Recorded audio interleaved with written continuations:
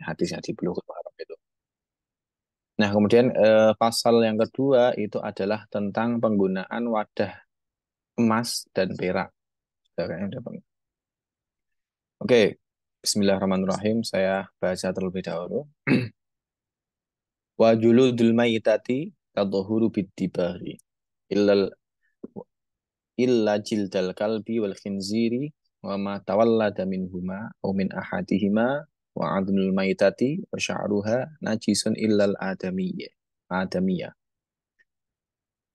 Artinya wa juludul maitati dan adapun kulit dari bangkai itu tadhuru bid-dibari. Kulit itu bisa suci, bisa statusnya yang tadinya namanya bangkai najis, yang tadinya najis berubah menjadi suci dengan cara bidibari, dengan cara disamak. Disamak itu ya dibersihkan, sebersih-bersihnya. Nah, jadi semua kulit bangkai itu bisa menjadi suci, supaya bisa dimanfaatkan. Nah, tapi nggak secara mutlak ya, tetap ada pengecualian. Apa yang dikecualikan? Illa jildal kalbi wal khinziri. Kecuali kulit dari anjing dan juga dari babi. Wama tawallada minhuma dan segala sesuatu atau segala binatang tawallada yang lahir atau muncul minhuma yang terlahir dari keduanya baik anjing maupun babi. Au min ahadihima atau dari salah satu antara anjing maupun babi. Jadi maksudnya itu adalah ya kayak misalnya kawin silang atau misalnya ada ya pokoknya yang ada unsur-unsur babi atau anjingnya itu yang tetap haram lah. Kemudian wa'azmul maitati dan ada pun tulang lah, tulangnya bangkai, wasya'ruha dan bulunya bangkai, iku najisun. Jadi hukumnya najis kalau tulang dan bulu. Nah nanti ini ketika ini tuh nanti mungkin biar relate itu biasanya kalau orang saya sering lihat ya, kalau orang rokok Kalau ngerokok itu kan kadang pakai pipa rokok. Nah, pipa itu kan kadang ada yang terbuat dari tulang ini, tulang itu, dan lain sebagainya kan ada macamnya. Ada yang dari gading gajah, jadi ini ya kan. Ya, nanti itu akan, ya itu najisun, najis. Nanti bagaimana ya nanti akan, ya kita coba bahas sedikit. Ilal adami, kecuali tulang dan rambut dari Bani Adam. Maksudnya dari manusia. Kalau manusia orang najis. Buat dia mati. Karena nanti pengertiannya bangkai. Nanti di bawah ada. Pengertian bangkai itu apa? Pengertian bangkai itu adalah eh, segala binatang yang mati atau matinya itu tidak wajar. Maksudnya tidak wajar itu tidak disembelih dengan cara penyembelihan yang sesuai syariat. Seperti itu. Kalau manusia ya nggak mungkin. So, manusia disembelih. Jadi kalau manusia itu ya nggak mungkin. Pak. Jadi ya kecuali manusia. Nanti akan ada di bawah itu alasannya akan ada dalilnya di bawah. Kita satu pasal dulu, coba kita baca footnote-nya ya. Yang pertama itu footnote nomor 2. Tadhuru bitibari, footnote 2. Nah, footnote-nya ini hadis Rawa Muslimun. Imam Muslim telah meriwayatkan hadis nomor 366 itu. An Abdullah bin Abbas radhiyallahu anhu. Dari sahabat Abdullah bin Abbas radhiyallahu anhu. Nah, Abdullah bin Abbas itu salah satu sahabat yang bernama Abdullah yang masyhur. Ada 4 nama Abdullah. Sahabatnya namanya Abdullah. Abdullah bin Abbas, Abdullah bin Umar. Uh, ada 4. Abdullah siapa lagi? Ada 4 kok lali isinya. Ada 4 Abdullah yang terkenal. Di antaranya itu Abdullah bin Abbas ini. Radhiyallahu anhu. Maqala. Beliau berkata, Sami'atu Rasulullah. Saya pernah mendengar Rasulullah Shallallahu Alaihi Wasallam yaqulu. Beliau bersabda, "Idza tubigha al-ihabu." Ketika kulit kulit bangga itu disamak, faqad tahura, maka kulit tersebut sudah menjadi suci. Nah, ya Abdullah bin Mas'ud juga. Makasih Mas Adil. Nah, kemudian eh, al-ihabu dalam kurung al-ihabu itu artinya adalah al-jildu. Jadi kulit. Wadubiro itu maksudnya, nah, menyamak itu apa maksudnya? Menyamak adalah uzilat fuduluha warutubatuha allati yafsuduhu baqauha. Nah, nah jadi kalau yang namanya disamak itu adalah upaya untuk menghilangkan. Uzilat itu kan izalah itu menghilangkan, menghapuskan, menghilangkan segala jenis sisa yang menempel di kulit lah gampangnya seperti itu, yang bisa merusak kulit. Maksudnya merusak itu ya tidak bisa dimanfaatkan jadinya. Kayak misalnya namanya kulit binatang itu kalau misalnya hari raya Idul Adha itu kan ketika disembelih kulitnya diambil itu kan dari kulit itu kan masih ada kayak sisa-sisa daging yang nempel.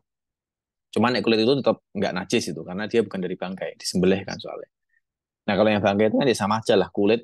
Bayangin aja kulit digeladak, bukan digeladak, dikuliti binatangnya, kemudian nanti terus kan masih ada sisa-sisa dikit dagingnya, ada bulunya gitu. Pokoknya di sama itu dihilangkan menggunakan alat yang bisa untuk menghilangkan. Biasanya itu kalau di YouTube itu ada banyak di YouTube itu misalnya menyamak kulit gitu. Jadi kayak dipakai kayak sejenis pisau itu ya, kayak apa dihilangin lah, dihituin, dihilangin pakai kayak sejenis pisau. Bagian dalam yang ada daging-daging sisa daging lemak, bagian luar yang ada bulu-bulunya dihilangkan. Kemudian setelah itu dibersihkan, dibilas pakai air, kemudian dijemur sampai kering. Kayak gitu. Jadi seperti itu. Bihaitsu law naqa'a fil ma'i ba'da dzalika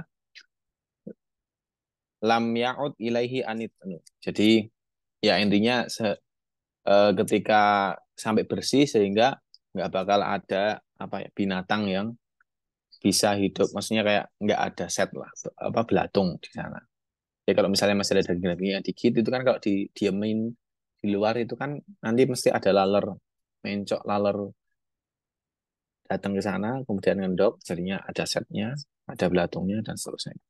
Oh, sampai bersih lah. Itu jadi disamak seperti itu. Nah, jadi ini ketika dikaitkan sama pembahasan di pasalnya, pasal itu kan tadi pasal di atas itu kan membahas tentang bahwasannya kulit bangkai itu kan yang pada dasarnya itu hukumnya najis awalnya, itu bisa berubah statusnya menjadi suci karena wasilah dari penyamakan ini. Nah, penyamakan ini tuh lah kenapa kok bisa nyamak itu bisa merubah status sesuatu menjadi suci ya? Dalilnya mana? Dalilnya ini. Hadis dari apa Imam Muslim ini. Ada banyak hadis, ada beberapa. Ini salah satu yang dicantumkan terkait penyamakan ini. Nah, kemudian apakah semuanya bisa disucikan dengan menyamak ini? Enggak, semua bisa. Hanya kulit dari binatang-binatang yang jelas, maksudnya yang tidak diharamkan untuk di apa? Tidak apa namanya? Ya semua bisa. Kecuali yang jelas itu kecuali hanya dua binatang yang jelas diharam itu anjing dan babi. Kalaupun khinzir. Nah, dalilnya mana? Dalilnya itu bukan dalil sini lebih ke logika yang digunakan. Kenapa kok anjing sama babi nggak boleh? Itu di footnote nomor 3, li'anna kullan minhuma najisun halal hayati. Karena setiap dari anjing maupun babi itu hukumnya najis ketika hidup. Mati mimba bil aula. Karena ketika hidup aja udah najis, lebih-lebih ketika mati, maka ya tetap najis kayak gitulah. Kalau yang tadi, yang bangkai itu kan ketika hidup, misalnya kambing lah, kambing ketika, atau sapi ketika hidup kan dia nggak najis ya, dia binatang yang halal dimakan dagingnya. Nanti halal binatang yang halal dimakan. Apakah boleh langsung dimakan? Belum boleh kecuali kalau udah disembelih secara syariat, secara sesuai dengan syariat. Itu baru boleh dikonsumsi. Tapi kalau binatang yang halal kemudian disembelih waton atau bahkan mati ditembak gitu ya, hingga mati, nah itu nggak boleh dimakan dagingnya, jadinya haram. Meskipun awalnya itu binatang yang halal. Jadi lebih ke cara matinya bagaimana. Makanya itu kan banyak, sering kayak misalnya ya kita sering lah dengar cerita-cerita kayak misalnya di kampung, no wong duwe pitik akeh ya, punya ayam banyak, kemudian ayamnya tuh ya biasalah ada yang lari ke jalan, kemudian ketabrak motor, ayamnya belum mati tapi udah sakaratul maut lah kayak wis mati itu. Seringnya biasanya nih kiai-kiai kampung itu berfatwanya itu adalah wis langsung disembelih wae, sembelih wae sebelum mati ben iso dipangan dagingnya, timbang dibuang mubazir kayak gitu lah. Kayak gitu. Supaya matinya itu bukan karena ketabrak, tapi karena disembelih sesuai syariat. Nah, kalau yang kembali lagi ke babi sama anjing itu masing-masing dari keduanya itu ya apa namanya, waktu hidup aja udah najis, terlebih ketika mati ya. Nah, kemudian beranjak ke footnote selanjutnya wa matawalla minhuma au min ahadihima wa azmul maitati wa sya'ruha najisun ilal adami. Nah, ini. Dan juga tulang bangkai dan rambutnya, bulu-bulunya bangkai itu najis kecuali tulang dan rambut dari manusia yang sudah meninggal. Nah, ini kemudian ini footnote-nya nomor 4 ini agak panjang. Nah, dalilnya apa? Dalilnya itu firman Allah, hurrimat alaikumul maitatu dan seterusnya. Diharamkan bagi kalian bangkai. Nah, kemudian bangkai itu apa? Ini ada pengertiannya. Wal maitatu itu kullu hayawanin, setiap binatang zalat yang hilang hayatuhu bi ghairi dzabhin syar'iyyin. Jadi yang hidupnya hilang atau mati bukan karena penyembelihan yang sesuai syariat. Jadi matinya kok meninggal. Matinya itu ya karena pokoknya nggak sesuai syariat atau udah sembelih tapi tidak memenuhi syaratnya. Nyembelih kan harus ada yang apa istilahnya terpotong lah ketika nyembelih nyembelih itu kan ada ketentuannya lah cara nyembelih itu. Nah, fayadkhulu fihi, maka yang termasuk ke dalam apa namanya pengertian bangkai juga itu adalah malayuk kalulahmuhu, adalah binatang-binatang yang tidak boleh dimakan dagingnya idza dubiha kalhimani, ketika disembelih seperti keledai. Wama yuk kalulahmuhu, dan binatang-binatang yang apa namanya boleh dimakan dagingnya idza lam tatawaffar syurutu dzabhihi. Nah, jadi binatang yang boleh dimakan bangkainya, bangkai, dagingnya boleh dimakan. Jadi kayak misalnya itu apa wedus, kambing atau sapi gitu kan. Tapi tidak memenuhi syarat penyembelihan syar'i. Yang mana salah satu syaratnya itu kan harus disembelih oleh orang muslim. Nah, maka misalnya itu kan contohnya kadzabi hati murtad. Jadi orang murtad nyembelih. Itu bisa menjadinya apa namanya menjadi bangkai. Hitungannya bangkai.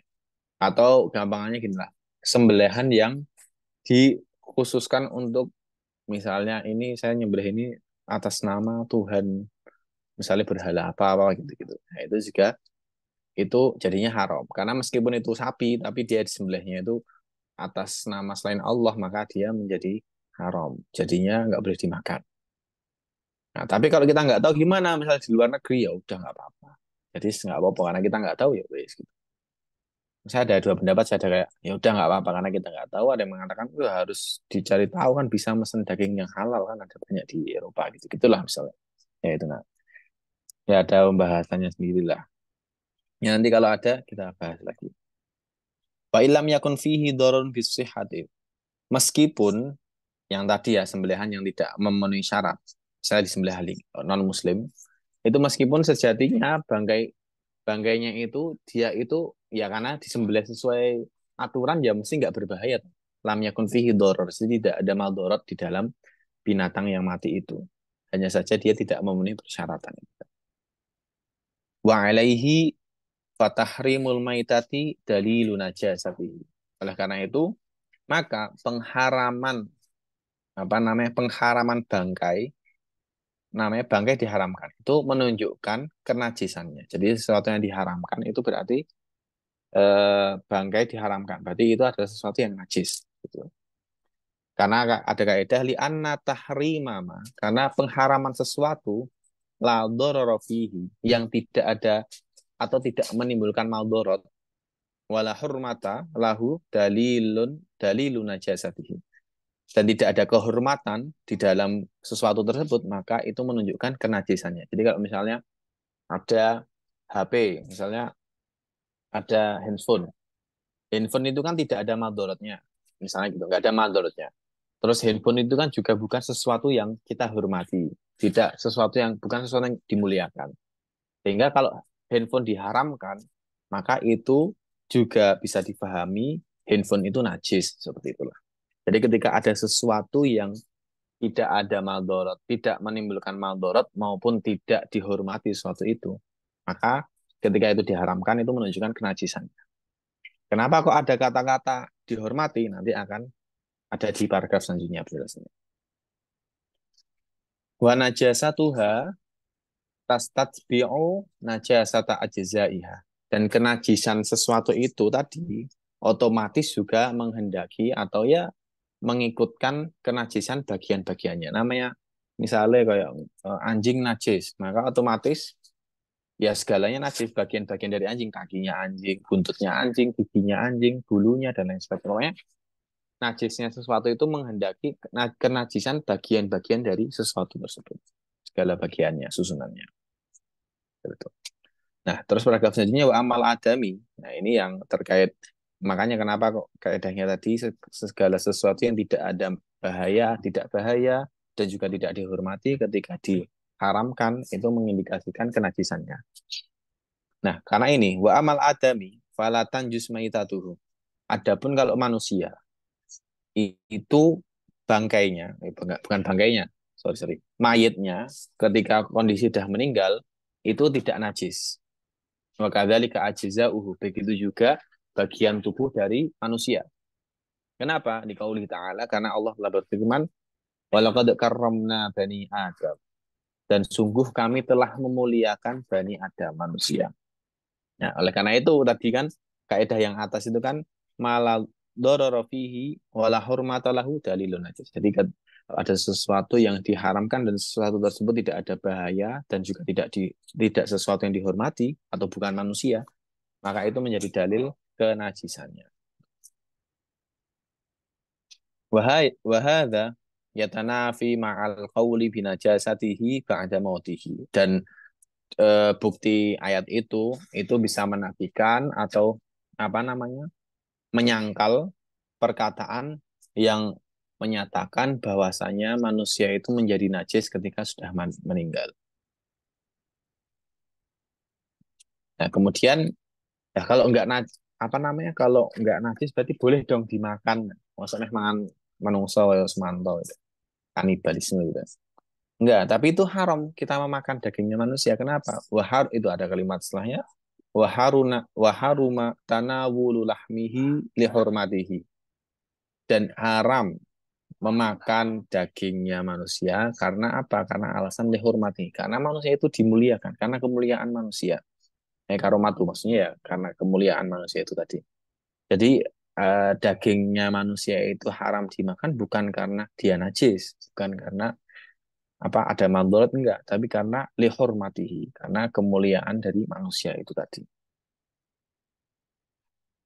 Nah, kemudian kembali lagi ke atas tadi kayaknya pengen saya bahas sedikit terkait azmul maitati atau tulangnya bangkai. Jadi ya seperti yang kita ketahui lah. Saya ambil contoh aja, soalnya pernah ada yang nanya terkait apa namanya apa nek ngerokok itu kan bisa pakai ada pipa itu ya. Atau nek enggak pipa ya sambungan rokok itulah biasanya orang-orang. Nek saya lihat tuh ada beberapa kali sering lihat ada yang sambungan ada yang dari kayu sambungannya atau ada yang dari misalnya tulang apalah gitu. Nah, dan yang agak prestis atau yang agak kita cangklong ya itu mungkin ya namanya saya sebenarnya pokoknya yang itulah atau pipa kayak pipanya Popeye itu ya Popeye yang kayak ya Popeye di Sailor Man itulah ya pokoknya ada kayak gitu yang terbuat dari gading gajah. Nah itu bagaimana karena kan itu banyak yang jual juga dan itu kan ya sesuatu yang prestis sesuatu yang mewah gitu. Harganya ya murah.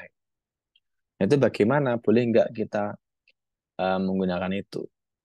Nah kalau ini kan fikih Syafi'i, kalau cara Syafi'i eh, gading gajah itu hukumnya najis. Kenapa najis? Karena berasal dari binatang ya, binatang yang nggak boleh dimakan dagingnya seperti itu. Maka ketika dia mati, entah dia disembelih dengan syari apa ya tetap nggak boleh karena dia itu haram. Karena tadi pengharaman sesuatu itu menunjukkan kenajisannya itu kan. Jadi dia najis. Eh, apa namanya? Kemudian apa namanya tuh apa jenis ini? Gadingnya itu ada kemudian gadingnya ada yang dijadikan sebagai alat untuk ngerokok itu. Nah itu bagaimana kalau cara Syafi'i itu najis, sehingga direkomendasikannya ya nek bisa ya nggak usah. Pertama najis, kedua larang kayak gitu kan. Nah tapi nek kadung wis duwe piye? Nah ada kalau ya kadang namanya biasanya saya dulu ngajinya kan kiai-kiai ini NU. Kiai NU ya biasalah dihilahi, dicarikan alasan, dicarikan solusi. Kadung tuku nek ora ana wong sowan ngenai gitu kan. Didol mana-mana. Gimana terus nek wis kadung duwe gitu kan. Ada beberapa solusi. Yang jelas paling aman sih ya pakai mazhab Maliki. Karena kalau cara mazhab Maliki, kalau nggak salah Maliki, itu gajah itu boleh dimakan. Jadi nggak haram. Kayak gitulah. Cuman ya itu masalah pindah mazhab nggak ruwet terlalu, wah itu nggak usah lah, terlalu banyak syarat. Tapi yang paling simpel gini. Pertama, di dalam Syafi'iyah itu kan sesuatu yang najis itu kan bisa apa ya mentransfer kenajisannya ketika sesuatu itu dalam kondisi yang basah, kondisi yang lembab atau basah lah seperti itu. Nah tapi ketika sesuatu itu kering ya dia nggak bisa mentransfer kenajisannya ke kita. Kayak misalnya ada, makanya kalau ada di jalan itu ono telek wis garing itu kalian singkirkan tangannya nggak apa-apa karena garing, jadi teleknya itu nggak bisa menajiskan tangan kita kayak gitulah. Nah, begitupun terkait sama gading tadi. Ketika apa namanya, misalnya kayak gini ya, ini dari gading gajah gitu kan. Dari gading gajah, kemudian terus tiba. Nah, kemudian ini kan kering, kan ini kering. Ya udah, kering ya nggak apa-apa kita pakai gitu kan. Nah, cuman nanti ada masalah lagi. Ketika masuk ke bibir bibir kita atau bibir yang merokok itu, namanya bibir itu kan nggak bisa kering. Bibir mesti ono apa itu, apa ada ludahnya, ada air liurnya pasti. Sehingga bagaimana untuk solusi biar karena otomatis kalau misalnya ada air liurnya, maka jadinya najisnya ini bisa tertransfer ke kita kayak gitu kan. Solusinya apa lagi ya udah. Solusinya ya dikasih sambungan. Sambungannya dari kayu atau apa. Atau disolasi. Ini isolasi nggak enak jadi ini ya. Nggak nikmat tapi aku boleh. Jadi disolasi. Pokoknya dibikin biar bibir kita yang basah ini nggak bersentuhan langsung sama gadingnya itu. Kayak gitu. Jadi dan juga ketika ya itu jadi gitu biasanya solusinya kayak gitulah. Cuman yang perlu diperhatikan lagi misalnya udah kayak gitu, misalnya pakai gading itu yang jelas jangan jangan lupa ketika mau sholat kalian harus menaruh gadingnya jauh-jauh dari kalian, harus digawa pas sholat. Karena sholat nanti nek bawa gadingnya, sholatnya nggak sah. Karena sholat kita membawa sesuatu najis di diri kita. Itu tadi gadingnya kan najis. Ya itu. Cara apa eh, tulang itu bukan ngakali ya. Ya solusinya mungkin kayak gitu. Ya solusi paling enak ya sangat buku lah langsung tinggal ngutut langsung gitu. Atau nggak usah ngutut sekalian. Gitulah. Itu untuk yang pasal tentang judul maitatim. Ini kalau ada yang mau tanyakan silahkan. Saya ambil lagi. Mungkin satu lagi lah ya. Sedikit toh ini tuh. Cuma dua baris. Oh, cuma dua baris. Terakhir faslun pasal walaya juzu isti'malu awanin dahabi wal fiddati walaya juzu dan tidak boleh isti'malu awanin dahabi menggunakan wadah dari emas wal fiddati dan perak. Kemudian waya juzu isti'malu ghairihim dan boleh menggunakan wadah yang selain dari emas ataupun perak minal awani dari berbagai jenis wadah. Nah, footnote-nya yang pertama itu, nomor 5. Kenapa kok nggak boleh menggunakan wadah dari emas dan perak? Itu ada dalilnya. Dalilnya itu adalah nomor 5, Rawal Bukhari, Imam Bukhari telah meriwayatkan hadis nomor 5110, Muslimun dan juga Imam Muslim di hadis nomor 2067, an Hudzaifah bin Yamani dari sahabat Hudzaifah bin Yamani. Radhiyallahu anhu qala, beliau berkata, Sami'atu, aku pernah mendengar Rasulullah sallallahu alaihi wasallam yaqulu, Kanjeng Nabi ngendikan bersabda, la talbasu al-harira walad dibaja.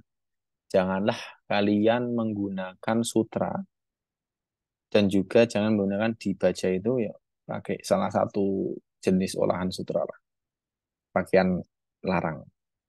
Wala tashrabu fi aniyati dhahabi wal fiddati, dan janganlah kamu minum dengan menggunakan wadah yang terbuat dari emas maupun perak.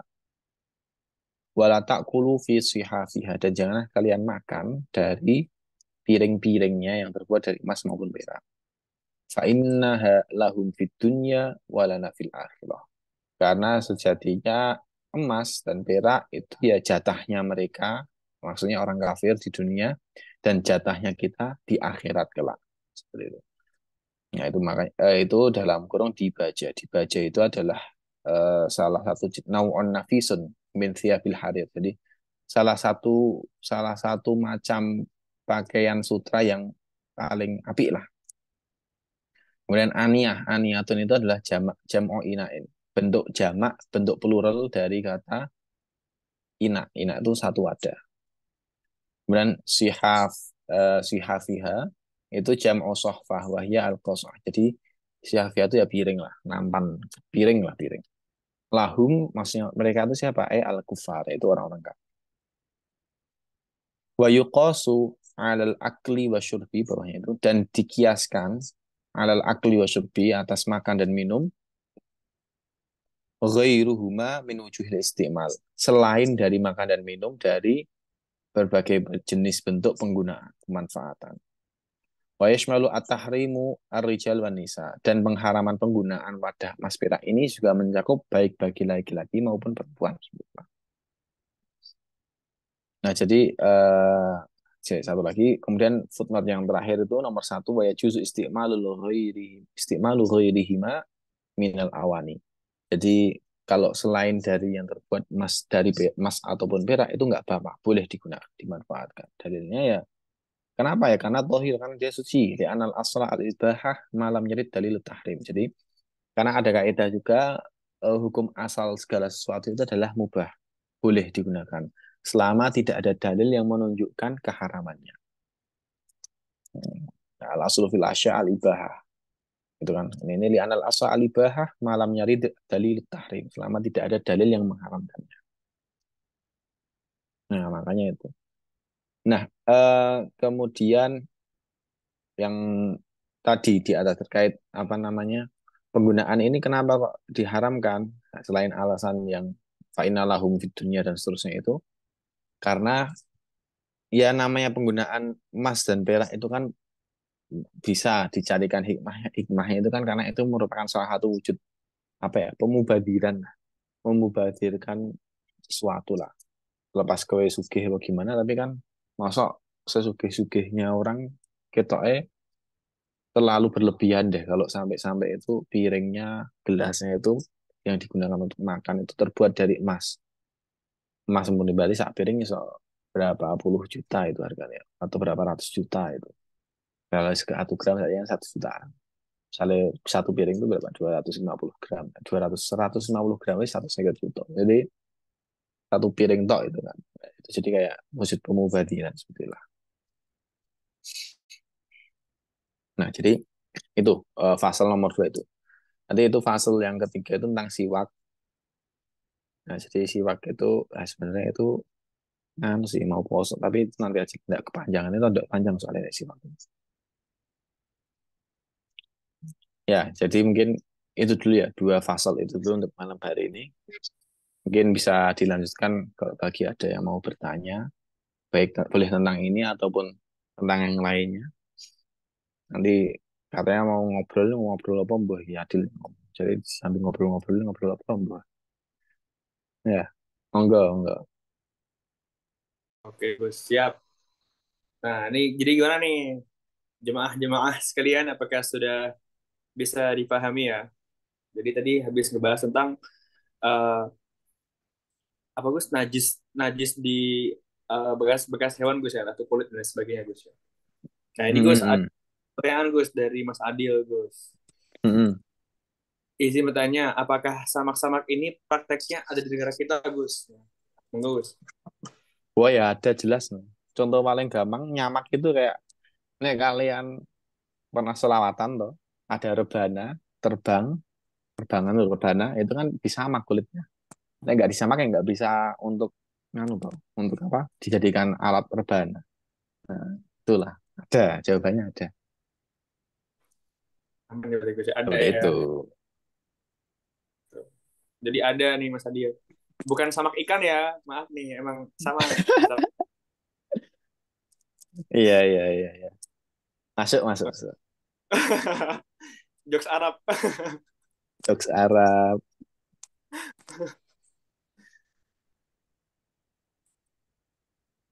Gus, Gus, Ya. ini Gus kan kan ada Gus ya apa ya dulu kan sempat ada apa ya dulu tuh. Jadi salah satu merek sepatu itu ada yang terbuat dari kulit babi Gus. Mm-mm. Kickers kalau nggak salah tuh. Nah itu Ya tahu. kalau misalkan sudah disamak bersih gitu kan, udah nggak ada bekas babinya itu tetap boleh nggak dipakai gitu Gus? Atau dipakai boleh tapi nggak boleh buat ke musola atau gimana gitu Gus?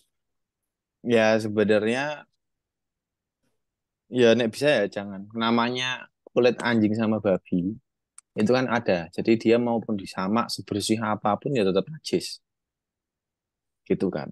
Cuman nek pakai pendekatan yang tadi, pakai logika yang digunakan untuk melegitimasi dalam tanda kutip ya penggunaan gading gajah tadi untuk sambungan udut.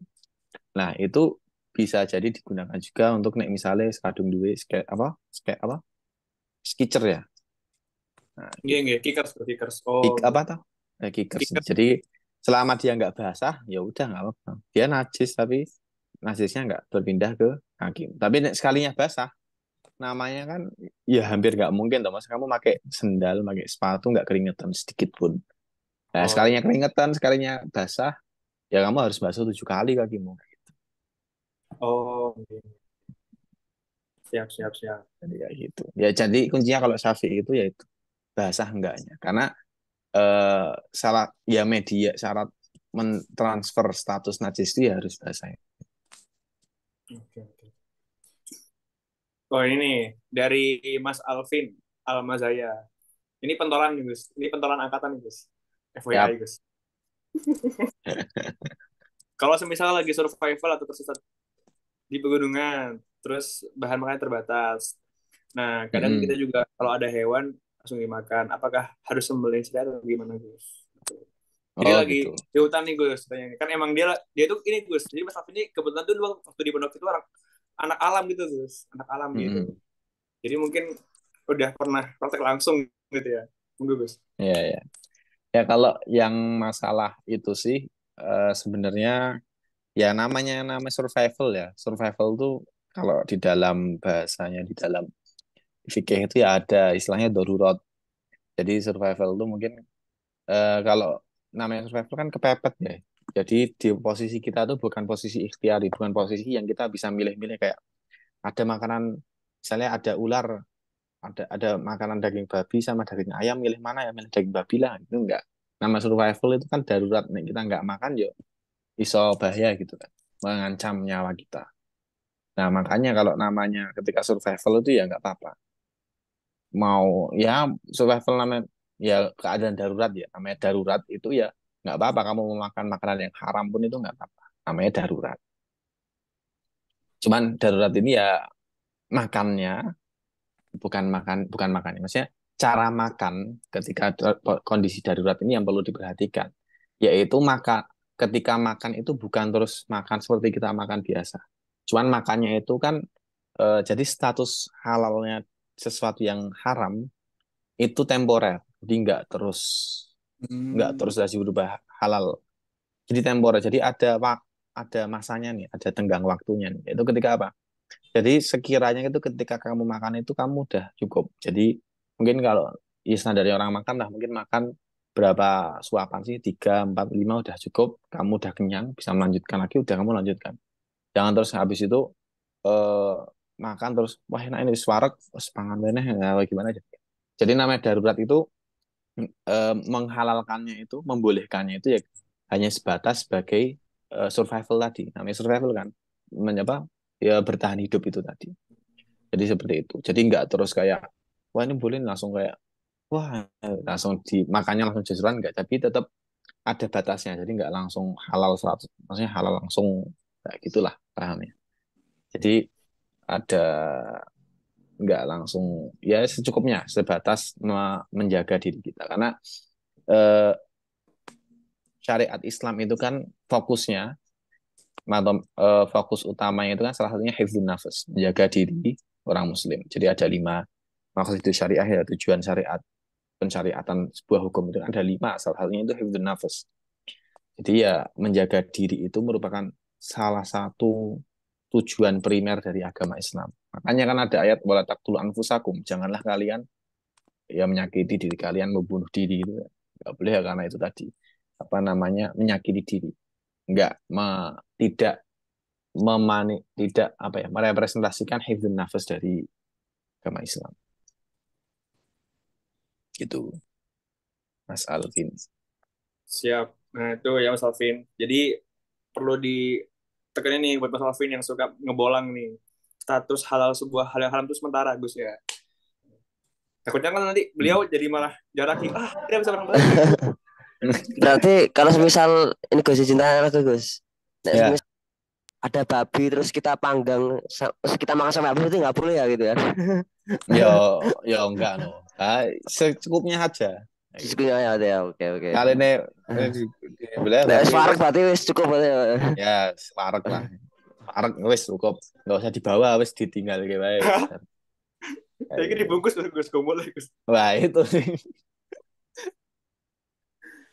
itu. Nanti nek masalah itu kan nyembelihnya harus syariat apa enggak itu ya ya namanya darurat ya masuk syariat apa enggak sih enggak ngaruh namanya dah dapat privilege lah darurat itu dapat privilege boleh makan sakar PDW. Jadi ini Gus ya, kalau misalkan ternyata ini Gus udah magang babi nih Gus, kan misalkan lagi survival terus lagi magang babi terus ternyata tahu-tahu nih Gus ada rusa lewat. Nah, berarti kan langsung jadi haram Gus ya babinya Gus. Iya no, jadi berusaha intinya berusaha mencari yang halal. Nek memang udah berusaha terus nggak memungkinkan sama sekali ya udah makan yang haram nggak apa-apa. Jadi darurat itu sebenarnya tidak sesimpel itu, jadi udah harus ada ikhtiar dulu lah dari kita. Kasusnya sama kayak nanti ketika tayamum. Tayamum itu kan kita boleh tayamum ketika nggak ketemu air. Tapi kita ketemu air ya kita harus wudhu dengan air itu. Tayamum kita jadi batal. Ya, gitu. Jadi misalnya kita udah tayamum nih, udah tayamum, udah mau sholat, udah mau apa, terus mau sholat toh, terus ada air tuh ternyata, ya udah kita tayamumnya batal, kita harus wudhu pakai air itu. Gitu. Hmm. Beda lagi kalau misalnya udah selesai sholat baru lihat air, itu nanti kan ada hadisnya itu kan, ada 2 sahabat yang kayak gitu kan kasusnya tayamum, kemudian satu sahabat setelah selesai sholat jalan melanjutkan perjalanan melihat air, yang satu ngulangi sholat, yang satu enggak, terus lapor kanjeng Nabi, terus dibenerin semuanya kayak gitu. Heeh. Iya, apa Siap, siap. Oke, terus Wan Gus. Ini Ya mungkin ada yang itu. mau nanya langsung bisa nih, bisa raise hand ya. Raise hand aja gitu. Ini jadi itu lagi sesi hmm, talk show jadi santai aja gitu. Atau ada yang itu mau nanya seputar puasa gitu mungkin silahkan. Oh ini Mas Zulfi ini Zulfi siapa ya? Zulfikar Murad atau gimana nih? eh, Zulfi siapa ini dia Zulfi Sengdi gitu. Zulfi.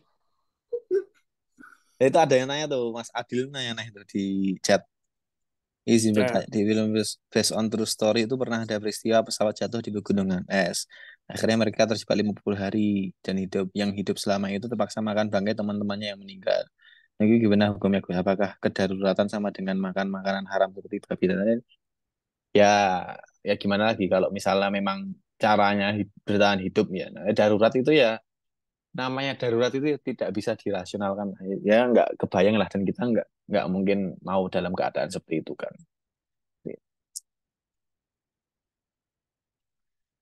Terus terkait Oke. oh ya tadi jadi mengingatkan saya Mas Ayat itu. Jadi masalah puasa itu sebenarnya apa namanya terkait puasa saya ingin anu sih mengingatkan jangan lupa ada dua hal sih yang ingin saya ingatkan.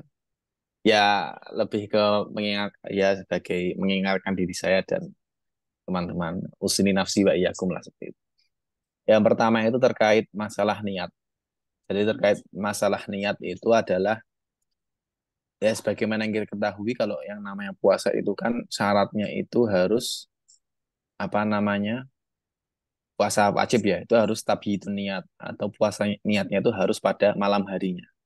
Malam hari sebelum dari melaksanakan puasa sebelum fajar. Jadi sebelum subuh lah fajar sodik sebelum waktu subuh. Jadi dari waktu habis ba'da maghrib sampai subuh itu waktu di mana kita harus meniatkan kita niat puasa di keesokan harinya. Nah itu sumahodin dan seterusnya itu tadi. Wah, niatnya boleh pakai bahasa Indonesia, boleh pakai bahasa Arab, bahasa Jawa, bahasa Cina, bahasa Korea, boleh. Yang penting niat, karena niat itu kan di hati. Masalah pelafalan itu hanya anjuran saja. Nah, karena apa? Karena kalau kita lupa niat, maka puasa kita yo, jadi ini kita perlu mengodok, jadi nggak sah puasanya. Ya, nek, tapi tetap nek coro Syafi'i tetap harus seperti berpuasa, cuman nanti pada setelah Ramadan, ketika Syawal atau bulan-bulan setelahnya kita wajib mengodok puasa yang kita lupa niat tadi itu. Karena kalau coro Syafi'i itu niat itu harus setiap malam. Jadi setiap mau puasa besoknya ini malamnya harus niat, harus niat, harus niat. Makanya salah satu ramuan ulama Nusantara itu kan salah satu formulanya itu supaya jaga-jaga biar nggak pada lupa niat puasa itu kan setiap kali setelah terawih itu kan baca niat bareng-bareng. Nawa itu saumahudin dan seterusnya itu kan. Nanti masalahnya nih ini kalau misalnya nggak terawih itulah masalahnya kan. Aduh, udah terawih ya aku lah jadi ini lah niat kayak gitu kan. Nah itu ya jadi saya ingatkan jangan lupa niat lah. Paling gampang itu habis buka puasa langsung niat. Saya niat lah besok puasa Ramadan gitu seperti itu. Nah, kemudian terkait niat ini itu kalau di pondok-pondok ya di Kerapiak lah saya dulu ketika di Kerapiak itu ada apa ya pendekatan yang lebih mungkin sebagai wujud kehati-hatian para ulama ya. Yaitu caranya itu ketika awal bulan Ramadan berarti nek misalnya puasanya Senin ya Minggu malam. Kalau puasanya Selasa berarti pas Senin malamnya. Itu kita selain niat apa namanya niat untuk puasa besok hari keesokan harinya kita juga bisa itu ada di beberapa kitab kayak di kitab Syekh Bajuri dan lain-lain itu direkomendasikan disarankan kalau mau itu kita niat puasa langsung untuk 1 bulan. Nah ini mengikuti mazhabnya Imam Malik. Jadi kalau mazhab Imam Malik itu boleh kita puasa di awal bulan Ramadan jadi hari pertama itu habis maghrib habis isya berarti kan habis tarawih pertama langsung niatnya itu niat puasa 1 bulan full Ramadan gitu. Jadi itu jadi tapi kemudian kita sebagai Syafi'iyah tetap harus apa namanya nggak cuma Syafi'iyah. Jadi setelah setelah niat 1 bulan full puasa kita juga tetap perlu untuk niat di setiap malamnya. Cuman nanti misalnya kita lupa, misalnya pada malam ke-15, 17 kita lupa niat untuk besok hari, at least itu udah ketutup sama niat kita di hari pertama itu tadi. Nah, itu biasanya itu ketika saya dulu di Kerapiak, setiap kali habis, saya kan pas pas di Jogja itu bisa mungkin hari pertama neng Kerapiak lah, tabarukan gitu kan. Terawih neng Kerapiak. Dan di Kerapiak itu kan terawihnya kan modelnya yang khataman itu loh, sekali terawih 1,5 juz. Jadi hari ke-20 udah khatam. Jadi itu terus ditutup biasanya Pak Yainya itu ngajak niat bareng-bareng. Niatnya boleh bahasa Indonesia, boleh bahasa Arab serah. Nah, Arabnya itu nawa itu sauma syahri atau sauma jami' syahri Ramadan taklidan lil Imam Malik fardhul ta'ala atau bahasa Indonesia saya niat puasa full 1 bulan penuh Ramadan karena mengikuti madhabnya Imam Malik lillahi ta'ala kayak gitu juga boleh atau nggak usah pakai ngikut madhab Malik pokoknya niat aja lah niat di awal niat puasa 1 bulan gitu sih ada dua versinya tapi setelah itu ya tetap harus ya lebih baik saya menyarankannya tetap setiap malam nek bisa ya niat itu tadi biar nggak lupa ya setiap buka puasa kan itu masih apa namanya eh kalau misalnya habis buka puasa itu kan paling masih inget ya wah aku bar poso lagi buka tak niat poso gue sesuk lah bisa wengi kan wis lali ya nek sekarang itu bulan Ramadan, takutnya banyak distraksi dan lain-lainnya. Seperti itu. Jadi masalah niat, wah, seperti itu. Terus perbedaan itu tuh sebenarnya karena kenapa kok bisa beda ulama Imam Syafi'i sama Imam Malik? Karena kalau Imam Syafi'i itu melihat apa namanya? Melihat puasa Ramadan itu misalnya 30 hari ya. Itu setiap hari itu merupakan satu ibadah mustaqilah, satu ibadah yang berdiri sendiri. Sehingga setiap ibadah itu harus diniati masing-masing, nggak bisa disatukan. Karena itu ibadah sendiri-sendiri, ada 30 ibadah. Cuman Imam Malik itu pendekatannya ya menganggap satu bulan full itu sebagai satu paket nih, satu paket ibadah kayak gitu. Sehingga niatnya di awal untuk satu paket ini udah cukup seperti itu. Jadi perbedaannya tuh Imam Syafi'i melihatnya ibadah masing-masing ini satu mustaqil, satu ibadah yang berdiri sendiri dan perlu diniati. Kalau yang Imam Malik itu ya satu satu paket nih, satu kesatuan nih boleh diniati di awal langsung ngerapel gitu lah. Nah, seperti itu. Nah, kemudian mau harus melakukan. Ini Gus, kalau misalnya ini Gus, Hmm. misalkan ternyata mungkin ini sering terjadi ya Gus ya. Malamnya lupa baca niat, terus paginya tahu-tahu sahur terus puasa. Terus pasti siangnya boleh ingat, oh iya belum niat puasa gua. Nah, itu gimana Gus? Apakah sah puasanya atau harus dikodok atau gimana Gus? Ya tetap puasa cuman dikodok sehari. Karena lupa niat itu. Memang niat itu sepenting itu soal niat. Niatnya tuh nggak harus nama itu, yang penting dalam hati aja. Makanya saya ya itu saling mengingatkan aja. Misalnya habis maghrib, paling gampang habis buka langsung saya bisa niat puasa Ramadan lah. Itu udah cukup. Dalam hati ya gitu udah cukup, itu udah niat. Gitu.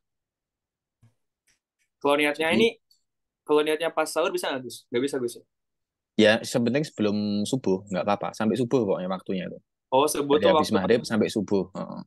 Oh iya, Sampai subuh. siap, Karena siap. kan kita start puasa itu kan ketika setelah subuh sampai maghrib. Gitu. Jadi sebelum mulai puasa itu udah niat yang penting. Berarti kalau misalkan ternyata niatnya pas sahur berarti tetap sah Gus ya, puasa Gus ya? Ya nggak apa-apa. Masih ada, itu masih masuk ke dalam interval waktu untuk berniat. Ini Siap. apa? Ya ini Mas Adil nanya. Nanti yang kedua setelah ini. Tadi yang pertama masalah niat. Nanti yang kedua masalah imsak itulah. Dia mengingatkan. Tapi ini dulu ada Mas Adil nanya katanya kalau apa BAB terus cebok gitu ya. Bisa dilihat lah pertanyaannya di chat. Nah, itu bagaimana? Jadi untuk masalah itu nanti tidak ada istilahnya itu. Nih, saya dulu tuh jenengnya itu Al-Jaf Al-Mu'tabar Fisyam.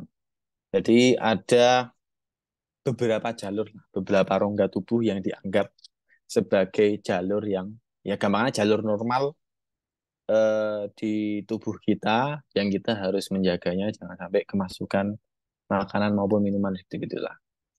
Jadi kayak misalnya tuh Jaf Al-Mu'tabar tuh satu adalah mulut kita, kemudian hidung kita, kemudian mulut, hidung, terus sama ya mulut sama hidung. Makanya nanti ya intinya yang ingin saya sampaikan itu nek masalah yang itu tadi yang pertanyaan Mas Adil itu sebenarnya tuh nggak batal. Nek, menurut saya nggak batal karena apa namanya batal itu ketika ada sesuatu yang masuk ke dalam ke dalam perut kita, ke dalam tubuh kita melalui jalur yang dianggap apa jalur yang dianggap itu tadi. Dan dubur itu kayaknya juga salah satunya deh. Cuman kan nek tangan masuk itu kan masuk mlebu tekan wetenge dhewe ya ora toh. Nek cebok maksudnya ya intinya kan nggak bakal nyampe ke dalam tubuh kita gitu loh. Dan juga eh, makanya nanti ketika ada orang bertanya bagaimana hukumnya pakai tetes mata, bagaimana hukumnya pakai celak, bagaimana kalau ketika puasa kita disuntik gitu-gitu, itu apakah membatalkan puasa atau enggak? Itu enggak membatalkan puasa seperti itu. Itu ada di kitab masalah yang celak dan lain-lain. Nah, kemudian kalau yang masalah suntik itu nanti ada perincian lagi. Disuntik itu apa yang disuntikkan? Kalau suntik vaksin itu nggak apa-apa. Selama kalau suntiknya itu adalah memasukkan cairan yang dia fungsinya itu sama seperti makanan dan minuman dalam diri kita. Untuk kita, ya infus dan lain-lain itu membatalkan puasa. Karena kan ada secara maknawi itu kita makan dan minum seperti itulah. Nah, Berarti poin intinya tuh di ini Gus ya, di apakah eh, kalau ada yang masuk lewat lubang tuh apakah masuk ke perut Gus ya? Kalau nggak masuk berarti nggak batal Gus ya? Hmm, Itu benar ya situ. kayak Oh. gitu. Kayak gitulah, gampangnya kayak gitu. Nah, kemudian gimana kalau yang kentut di dalam air itu ya? Kentut di dalam air apakah batal atau enggak? Nah, pertama eh, ada potensi batal, ada potensi. Jadi gimana ya? Makanya kan ketika kita puasa itu kan kita renang itu kan katanya makruh ya, enggak haram ya, kita renang enggak apa-apa. Nah, makruh kenapa makruh? Karena ada probabilitas menyebabkan kita batal puasa gitu loh, ketika kita renang itu. Entah itu nanti kita minum airnya lah, keminum airnya atau bagaimana dan seterusnya itu ada potensi. Nah, di antaranya itu ketika kita kentut di dalam air. Sebenarnya kan kalau kentut itu kan apa ya? Ya paling ya ora ya ya saya nggak tahu ya lama-lama. Aku ya bosnya ada potensi air tuh masuk ke dalam tubuh kita. Bisa jadi masuk, bisa jadi enggak. Jadinya kayak ya dibilang membatalkan puasa atau enggak ya. Nek misalnya ada air yang masuk ya batal. Tapi kalau enggak ada ya enggak batal. Cuman misalnya itu terkait puasa Ramadan, terus kita dilalah di awal itu apa namanya? Di apa? Itu puasa Ramadan kemudian kita renang kayak gitu terus misalnya atau kita puasa Ramadan lah di salah satu harinya itu kita tiba-tiba itu batal puasanya misalnya seperti itu. Maka kita ketika batal itu ya tetap ini cara Syafi'i itu tetap harus ber apa apa bersikap seperti kita puasa. Jangan terus kita aku wis batal puasa itu soalnya mangan-mangan neng dindi no ojo. Jadi tetap bisa mungkin tetap seakan-akan kita tuh puasa. Kenapa? Karena menghormati bulan Ramadan ini. Jadi meskipun kita batal ya nek pengen makan ya mangan baik delik-delik ojo terus menambah kamu aku iso ki ora batal aku wis batal iso mangan ngene ngene. Jadi sebagai wujud penghormatan kita sama bulan Ramadan tetap meskipun kita batal ya kita makannya itu ya jangan terus di show off diperlihatkan gini-gini gitu ya nggak perlu kayak gitu. Nah, kemudian ya ini saya sampaikan satu lagi itu tentang imsak. Jadi terkait imsak itu ada beberapa mungkin ini apa ya beberapa salah ya karena orang nggak tahu ya jadi sebenarnya kan imsak itu kan berapa menit itu 10 menit ya kayaknya 10 menit ya jadi imsak itu sebenarnya kan waktu apa ya waktu udah anu nih waktu yang antara mau mulai puasa nih kan kayak gitu kan kita kan tadi kan saya bilang puasa itu kan mulainya subuh. Nah, imsak kenapa kok ada imsak jadi imsak itu sebagai wujud kehati-hatian kita. Jadi ketika udah imsak itu kita ya bisa mungkin ya wis rampung lah Islamu lah mangane ya sikatan ya ini apa namanya ibadah lah siap-siap subuhan gitu kan jangan terus nih udah imsak itu terus kita tetap malah nih imsak terus mangannya tambah akeh mobilnya tambah akeh dan ya nggak apa-apa sebenarnya karena kan tadi karena puasa itu kan mulainya itu kan setelah subuh. Nah cuman yang perlu difahami dari konsep imsak ini itu sebenarnya eh, ada gimana ya ada dua unsur lah di dalam imsak itu. Jadi imsak kan 10 menit jadi 10 menit misalnya anggap aja imsak jam 4 adzan subuh itu jam 4 lebih 10 ya kan. Nah, maka sejatinya itu adalah dari waktu subuh itu sebenarnya itu kita jangan melihatnya itu 10 menit, tapi kita melihatnya itu 5 menit. Jadi waktu imsak itu adalah 5 menit awal itu adalah apa? 5 menit kehati-hatian sejak dimulainya puasa. Jadi 5 menit itu 5 menit dari awal sampai menit 0 sampai menit kelima itu adalah menit di mana itu tuh ada potensi itu udah masuk waktu subuh. Makanya itu ketika jam 4 itu kita harus berhenti makan karena setelah itu jam 4 lebih 1, 4 lebih 2 sampai 4 lebih 5 itu ada potensi itu tuh udah sebenarnya udah masuk waktu subuh nih kayak gitu. Nah, kemudian menit ke-6 sampai menit ke-10 kan 10 menit ya imsak itu ya. Jadi menit 6 sampai menit 10 itu tuh sebenarnya itu adalah eh, toleransi waktu untuk memastikan nanti ketika azan subuh itu udah masuk beneran masuk waktu subuh nih. Jadi kalau misalnya waktu subuhnya itu jam 4 lebih 5 baru adanya 4 lebih 10. Jadi 4 lebih 10 itu udah pasti waktu subuh itu. Jadi atau bisa jadi waktu subuhnya itu sebenarnya fajar shottingnya itu jam 4 lebih 7. Tapi di azaninya tuh dilebihin beberapa menit biar lebih pasti ini udah masuk waktu subuh. Jadi kayak gitu. Jadi sebenarnya tuh imsak itu kan tapi kan kita memahaminya, saya dulu pun memahaminya ya apa namanya imsak itu berarti menunjukkan oh berarti ini 10 menit lagi nih kita boleh makan minum 10 menit lagi nih sampai adzan subuh kayak gitu. Tapi sebenarnya konsep imsak itu seperti itu. Jadi ada toleransi antara imsak jam 4 sampai waktu subuh dan nanti sampai jam 4 lebih 5 lebih 6 berapa. Nanti setelah itu kenapa kok adanya baru jam 4 lebih 10? Karena itu untuk memastikan ini udah beneran masuk waktu subuh nih. Kayak gitulah. Jadi konsep imsak tuh ya sebenarnya. Makanya sebisa mungkin memang kita nggak perlu-perlu banget minum, nggak perlu-perlu banget makan. Kalau udah imsak tuh ya berhenti aja kayak gitu. Jikatan, terus oh, mandi lah atau wudhu lah, persiapan sholat gitu. Tapi kalau misalnya kita lagi imsak terus kita lagi mangan bar mangan ayam geprek gitu ya, pedesan ya ngombe wae lah apa maksudnya eh, apa namanya? Ya minum aja lah seperlunya kayak gitu. Dan kadang kan yang jadi masalah kan kadang kita itu karena ngomong apa puasa tuh jadi mindset kita harus makan sebanyak-banyaknya, minum sebanyak-banyaknya juga gitu. Malah jadi apa? Malah jadi mangannya kakean. Jadi terlalu rakus makanya. Jadi itu sih ada niat sama masalah imsak itu tadi. Nah, kemudian terus nggak ada yang nanya lagi. Mas Arif Satria. Lailatul Qadar tahun ini jatuh di berapa Ramadan, Gus? Tips and mendapatkannya, Gus. Waduh, saya bukan panitia Lailatul Qadar, jadi tidak tahu. Panitianya, ya sebenarnya panitia pun para malaikat juga nggak ada yang tahu. Yang tahu cuma Gusti Allah ya kapan Lailatul Qadar.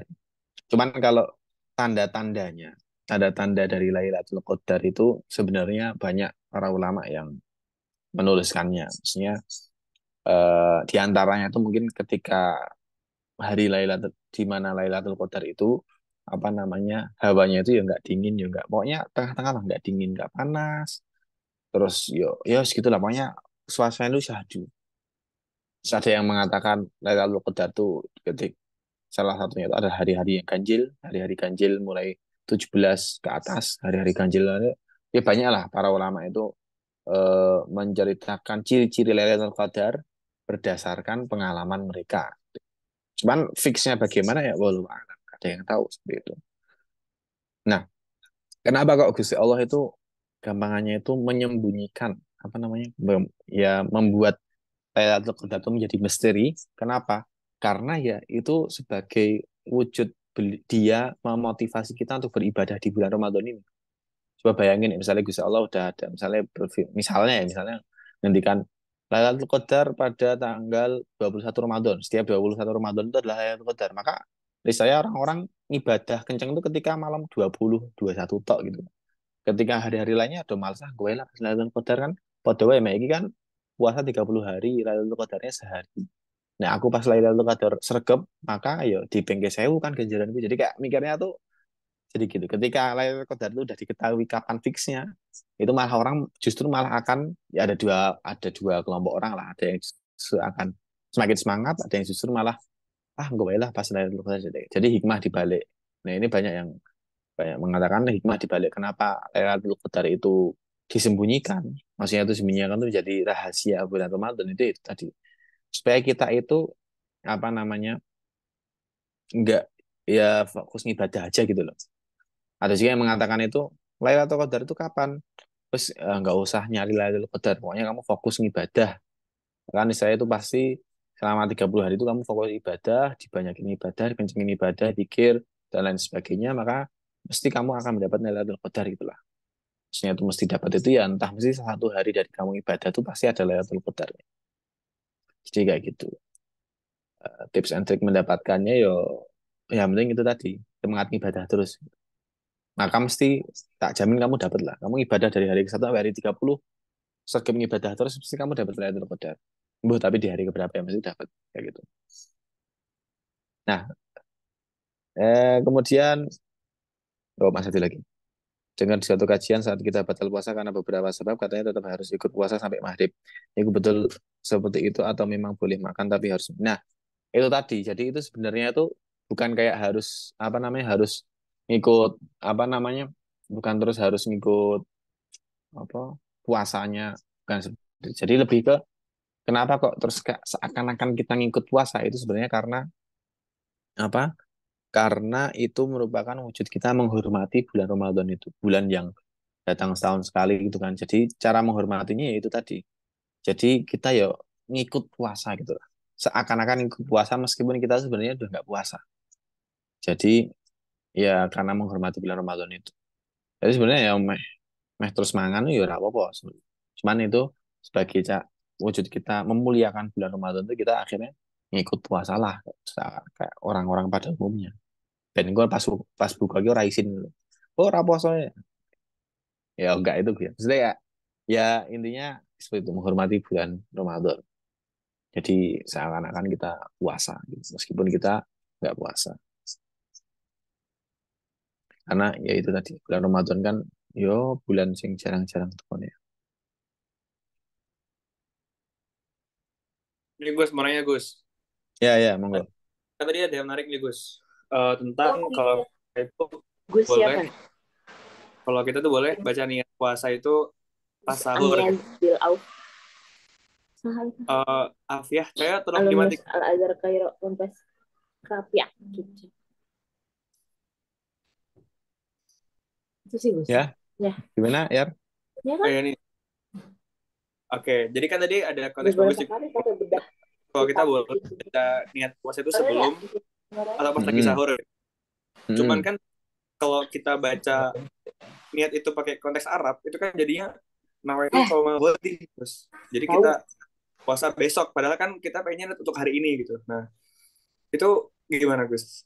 Apakah diganti nawaitu shauma yaum atau gimana? Ya ya. Kok dimang kok kotaknya? Yang perlu diketahui itu konsep besok di dalam konteks itu niat itu beda sama besok dalam pemahaman kita sehari-hari. Kita sehari-hari itu kan patokannya kita kan menggunakan matahari, ya kan? Besok itu ketika setelah jam 12 kan gitu kan. Kalau konsep kita itulah harian. Nah, cuman kalau yang maksud besok itu kalau di dalam agama Islam kan ganti hari itu kan maghrib, ya kan?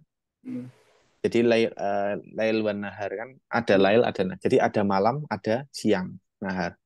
Lail itu maksudnya momen di mana itu tuh jatahnya bulan untuk ada di langit lah namanya.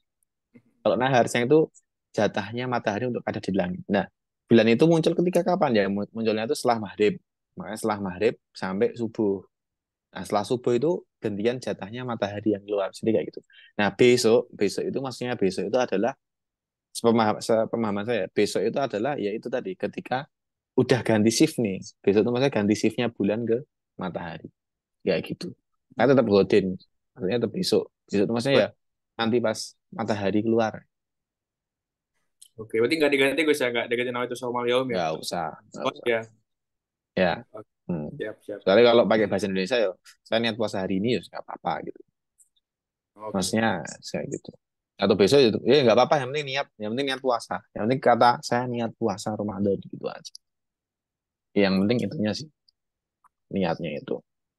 Nah ini masalahnya itu sendiri ada juga pembahasan.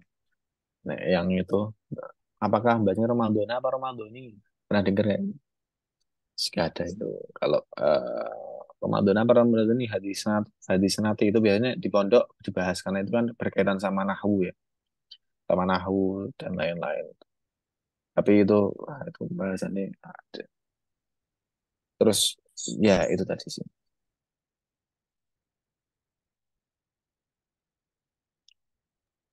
Nah ini Gus, ada Ya. yang nanya lagi Gus. Ada Apa? yang bertanya. Mana nih?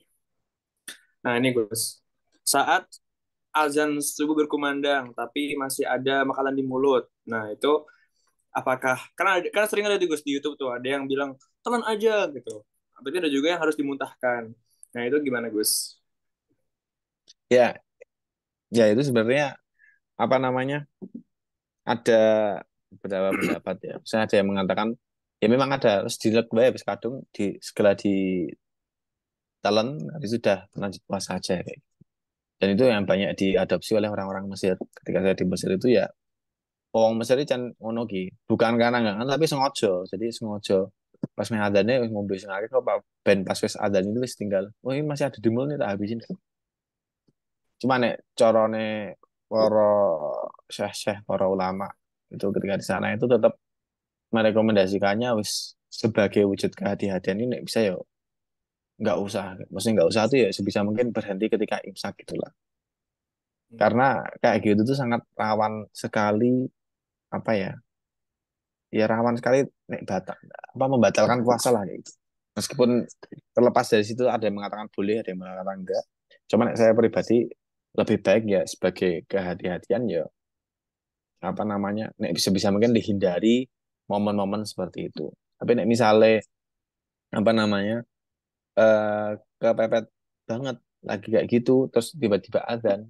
Nek saya pribadi, nek saya pribadi mungkin nanti beda-beda. Kalau saya pribadi lebih condong ke pendapat yang mengatakan dilepeh wae gitu, dilepeh aja. Karena kan udah langsung jatahi mulai poso gitu kan. Cuman memang ada yang mengatakan itu dan itu banyak juga di Mesir orang-orangnya itu udah ngambil pendapat yang mengatakan wis nggak apa-apa karena wis kadung di mulut akhirnya dihabisin aja. Tapi nek saya langsung sama yang pendapat itu. Yang ikut pendapat yang mengatakan ya wis mulai posone ya wis kayak dilepeh kayak gitu. Jadi monggo pilih aja. Siap Gus, terima kasih banyak. Ini monggo Sen- hadirin hadirat yang online, jamaah Gus Billy bisa bertanya langsung. Ini Mas Alvin Ya, kayaknya tadi mau nanya nih. Mas Zaya Mbak, masih Mas Zaya. apa Gus Taufik? Ini di sini Gus Alvin nyamar Gus, pakai nama Oh, Aris. oh, oh ya, gimana Mas Aris? Mas Alvin, Mas Alvin, Mas Alvin.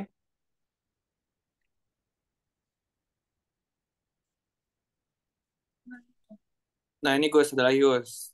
Yang nanya Gus. Hukumnya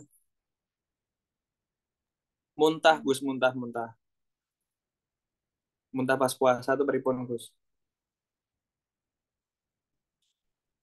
Iya, oh, muntah pas puasa.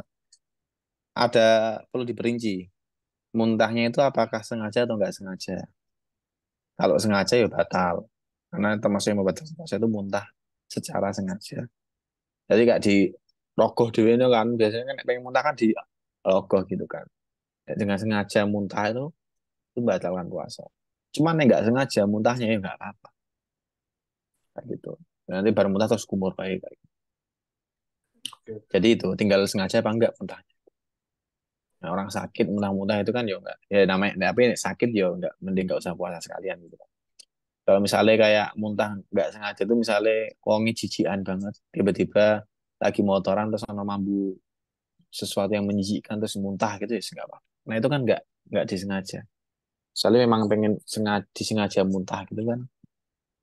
Ya gimana namanya disengaja ya itu membatalkan puasa. Gitu. Jadi nek masalah muntah sih seperti itu. Diperinci sengaja atau enggak sengaja gitu. Apa lagi ya? Hmm. Oke, ini ada yang mau nanya lagi ke Gus Billy, silahkan. Ini mana Gus Sofik? Gus Sofik hilang Gus Sofik. Ini siapa? Oh, ya.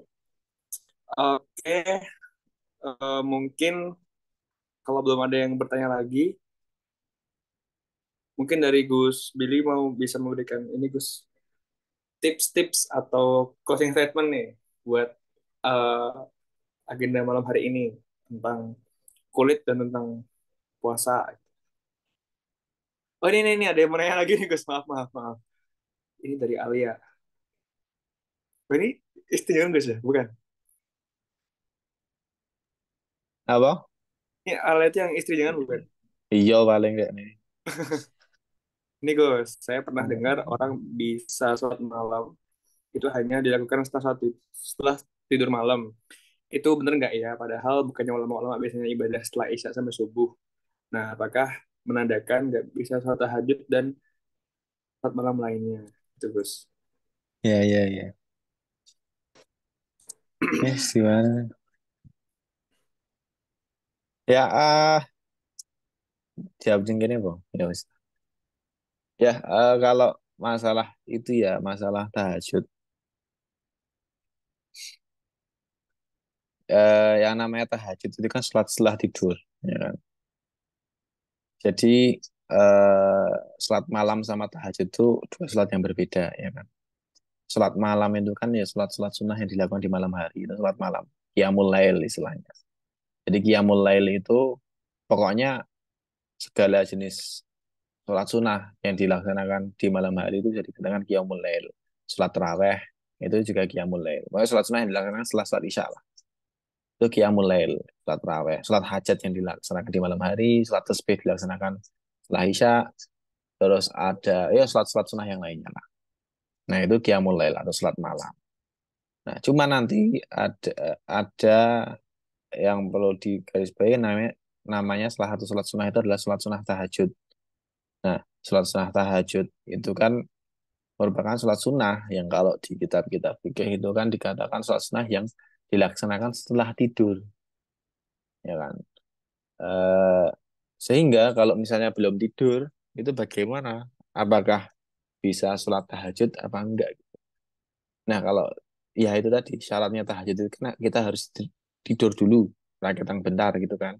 Sehingga ketika kita eh, belum tidur, ya kita ketika sholat meskipun kita lihat sholat tahajud ya kalau secara persyaratan ya itu ya belum memenuhi syarat sholat tahajud mungkin nanti jadinya dihitungnya sholat mutlak sholat sunnah mutlak atau bagaimana gitu cuman ya nanti kembali lagi nih itu dari Gusti Allah gitu kan dinilainya sebagai apa dicatatnya cuman nih secara teoritis secara persyaratan itu adalah kalau sholat tahajud itu ya harus tidur dulu lah seperti itu rakitan bentar gitu nah makanya nih misalnya apa namanya belum tidur, maka ya sholat sunnahnya ya sholat sunnah yang lainnya. Bisa sholat witir lah, sholat hajat, sholat tobat, sholat tasbih, sholat dan lain-lain. Sholat-sholat sunnah yang lainnya. Gitu. Nah, terus eh, ya itu tadi sini tahajud. Soalnya setahu saya tahajud secara perspektif fikih ya, itu memang harus tidur dulu sih. Terlepas nanti ada yang mengatakan boleh nggak tidur atau gimana. Cuman setahu saya yang jumhur tuh kebanyakan itu mengatakan tahajud harus tidur dulu gitu sih. Gitu ya, yang lebih. Siap, Gus. Ini Gus, tentang ini Gus. Tapi ini nggak tahu ya, ini pengen mungkin mungkin di sini juga ada yang pakai pendapat A atau pendapat B gitu, Gus. Nah, mungkin ini Gus, mau tahu ini Gus, sejarahnya Gus, kenapa kok tarawih itu jadi 20 rakaat gitu, Gus? Oh, Iya. oke. Kenapa pendapat 8 ada kenapa ada yang 20 gitu? Mungkin gitu, Gus. Nah, ini nanti di kitab Hujjah Ahlus Sunnah wal Jamaah punya Mbah Ali Maksum, Mbah Ali Maksum Kerapia ya. Itu ini pembahasan ini satu bab sendiri nanti. Wih, Ya, benar ini. Ada dibahas itu di kitabnya. Ya, jadi singkatnya ya. Singkatnya itu kalau permasalahan tahajud, sorry, terawih ini tadi, ada di tahajud. Nah, terawih ini itu memang Nabi sendiri itu di riwayatnya itu nggak pernah kok Nabi itu selama Ramadan itu sholat terawih terus itu nggak pernah. Jadi awal mulanya ketika terawih itu kan Nabi sholat di masjid, ya kan. Diikuti beberapa sahabat tok lah sholat terawih di sana. Setelah itu keesokan harinya, misalnya diikuti 5 orang sahabat. Nah, 5 sahabat ini masing-masing mengajak 5 orang temannya, misalnya gitu. Lima kali lima, 25. Jadi hari berikutnya ada 25 orang sahabat yang ikut jamaah. Kemudian hari berikutnya lagi masing-masing 25 ini ngajak 5 orang lagi. Misalnya ini saya angkanya ini ngawur ya. Ini angkanya ini hanya untuk permisalan aja. 25 tadi ngajak 5 orang lagi. Jadi ada 125 orang. Nah, Nabi ketika melihat ada semakin banyak orang yang ikut sholat sunnah tarawih itu ketika Ramadan, Nabi akhirnya nggak keluar dari dalamnya. Padahal para sahabat ini udah nungguin nih di Masjid Nabawi. Lah, mana kanjeng Nabi kok nggak keluar-keluar nih jadi sholat nggak ini? Ya sholat jadi pada nungguin sampai sampailah subuh ini pada akhirnya nggak terawih gitu. nggak tahu, nggak dijelasin di riwayatnya, nggak entah terus sholat dewi-dewi atau gimana. Nah, terus akhirnya kanjeng Nabi ditanya, ya, kanjeng Nabi kenapa kok jenengan semalam nggak keluar dari dalam, padahal kita udah kumpul semua ini mau ikut sholat sama jenengan lagi jamaah. Nah, terus kanjeng Nabi jawabnya ya intinya tuh beliau kenapa nggak keluar karena beliau itu khawatir, beliau itu takut nanti nek misalnya beliau keluar lagi terus para umat makin banyak lagi orang yang ikut, takutnya tuh orang-orang itu menganggap bahwasanya sholat tarawih ini adalah sholat yang wajib. Harus sholat tarawih ini adalah sholat yang sunnah saja. Sunnahnya meskipun sunnah muakkad ya. Cuman sholat sunnah aja yang dilakukan pada setiap bulan Ramadan. Nah, itulah kenapa kok itu jadi cerita awalnya kayak gitulah. Ada riwayat yang menceritakan seperti itu. Terus memang yang masalah 8 itu memang ada riwayat dari Siti Aisyah atau apa ya? Saya lupa. Saya nggak patio ingat suwi di sini. Itu ada riwayat yang memang yang mengatakan Kanjeng Nabi itu sholatnya itu 8 rakaat di masjid. Tapi terus ada juga disyarahi lagi memang 8 rakaat di masjidnya, tapi nanti beliau melanjutkan di rumahnya. Nah, jadi yang hadis yang ini yang mengatakan 8 rakaat ini itu yang menjadi dasar kenapa orang-orang itu tarawihnya 8 rakaat seperti itu. Nah, kemudian ya jadi itu ya dalilnya yang salah satu dalil kenapa ke orang ada yang sholatnya 8 rakaat plus 3 jadi 11 rakaat itu tadi. Dari Siti Aisyah atau apa itulah yang menunjukkan Nabi sholat di masjid dan hanya 8 rakaat terus langsung pulang kayak gitu. Jadi 8 rakaat toh enggak di jadi riwayatnya itu 8 rakaat enggak terus dilanjut witir enggak, hanya Nabi habis 8 rakaat terus apa kundur pulang. Nah, eh, setelah itu singkat cerita Kanjeng Nabi wafat masa Khalifah Abu Bakar, setelah itu Khalifah Umar. Nah, ketika Khalifah Umar ini beliau menginisiasi lah yang mengawali mengajak para sahabat itu sholat jamaah taraweh di masjid secara berjamaah ya, bersama-sama. Yang ditunjuk imam itu Ubay bin Ka'ab Ubay bin Ka'ab kalau nggak salah ya, Ubay bin Ka'ab. Jadi setelah kenapa kok alasan jadi ada riwayat lagi, ada riwayat lain yang mendasari kenapa kok Sayyidina Umar itu berani menginisiasi, mengawali, mengumpulkan para sahabat sholat jamaah gitu. Jadi ada riwayat mengatakan setiap kali bulan Ramadan itu di Madinah itu jalanan itu seperti banyak suara apa ya? Suara apa lebah lewat, suara lebah kan zzz, ya itu kan zzz. Nah, ada riwayat yang menyatakan seperti itu. Nah, suara itu suara apa? Ketika malam Ramadan kok banyak suara seperti itu. Nah, itu menunjukkan suara para sahabat itu pada membaca Al-Quran di rumahnya masing-masing. Ya, kita bayangin lah, misalnya ada, nggak usah jauh-jauh lah, kita kumpul sama teman kita, 5 orang. Yang satu suruh baca Al-Fatihah, satu suruh baca Qul Huwallah, satu Qul A'udzu Birabbin-Nas, Falak, Tabat Siada, baca secara bareng-bareng, saut-sautan gitu kan. Bismillahirrahmanirrahim, soalnya kayak gitu. Jadi itu ada riwayat yang mengatakan setiap Ramadan itu di jalan Madinah itu seperti ada suara itulah, desisan lebah. Itu karena para sahabat itu pada baca di rumah masing-masing Quran seperti itu. Nah, itu juga yang mengatakan di riwayat itu juga memiliki pemahaman selain baca Quran, para sahabat juga melaksanakan sholat taraweh masing-masing di rumah mereka. Sholat taraweh di rumah mereka masing-masing, ya, di rumah mereka masing-masing. Nah, oleh karena itulah mengapa ketika Sayyidina Umar menginisiasi, mengajak para sahabat untuk, wes, ayo kita sekarang sholat jamaah bareng di masjid berjamaah 20 rakaat. Itu nggak ada satu sahabat pun yang menolak. Harusnya kalau misalnya itu adalah sesuatu yang bid'ah, sesuatu yang menyalahi syariat, itu harusnya ada minimal 1-2 orang sahabat yang, ini apa Umar kok nggak bid'ahnya lagi, orang diajari Kanjeng Nabi gini-gini. Tapi faktanya nggak ada satupun riwayat, satupun sahabat yang menolak ajakan Sayyidina Umar itu. Dan Sayyidina Umar itu kenapa kok mengajak kayak gitu? Itu alasannya itu sebenarnya karena keresahan beliau. Beliau itu kan apa ya? Ya meskipun beliau itu adalah sahabat Nabi yang paling apa ya? Paling keras, paling keren berbanding terbalik sama si Abu Bakar ya. Kalau Abu Bakar itu yang paling lemah lembut. Kalau cara Kanjeng Nabi itu Abu Bakar itu seperti Nabi Ibrahim, nek Sayyidina Umar itu seperti Nabi Nuh. Apa namanya? Ya itulah, karena Sayyidina ya itu nanti cerita sendiri panjang itu ceritanya. Ada riwayat nyeritain sampai Kanjeng Nabi itu ngendikane Sayyidina Umar itu seperti Nabi Ibrahim, Nabi Nuh, kalau Sayyidina Abu Bakar itu seperti Nabi Ibrahim sifatnya. Nah, kembali lagi kalau Sayyidina Abu Bakar itu kan lemah lembut. Kalau Sayyidina Umar tuh keras. Tapi keras dan beliau tapi paling perhatian sama umat. Karena terbukti pertama, dalam sejarah pengumpulan Al-Quran, Jamul Quran, pembukuan Al-Quran, itu kan Al-Quran itu mulai disatukan menjadi satu itu kan sejak zamannya Abu Bakar jadi khalifah. Karena banyak penghafal Al-Quran yang meninggal di perang perang Yamamah apa ya? Saya lupa nama perang. Akhirnya Sayyidina Umar tuh ngendikan ke Abu Bakar, wahai khalifah, wahai Amirul Mukminin, ini tuh merupakan apa? Kamu tuh harus segera mengumpulkan Al-Quran karena semakin banyak hafizul Quran yang meninggal. Saya khawatir nanti Al-Quran nasibnya akan sama seperti kitab-kitab Samawi sebelumnya, segitu gitulah.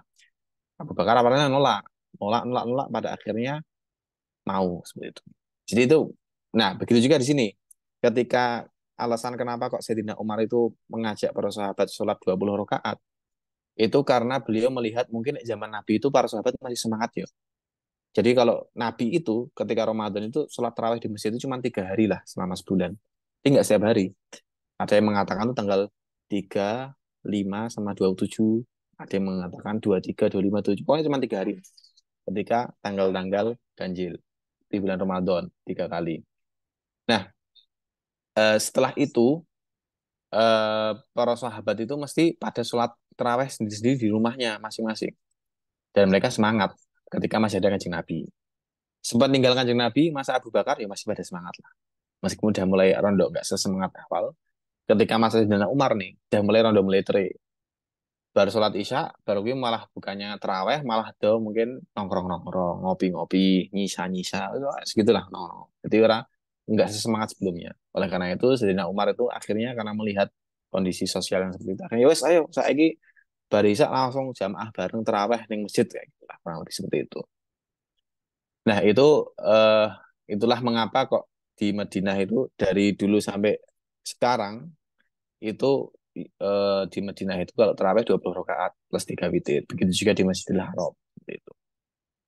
Jadi kurang lebih seperti itu ceritanya.